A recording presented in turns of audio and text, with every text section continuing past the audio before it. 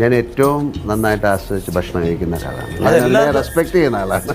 Recipes വെച്ചല്ല, ingredients വെച്ചല്ല cook ചെയ്യുന്നത്. I am cooking with love. അപ്പോൾ ഞാൻ ഇടുന്നതൊക്കെ നന്നായി വരും. അതിനൊരു പ്രത്യേക ടേസ്റ്റ് ഉണ്ടാവും.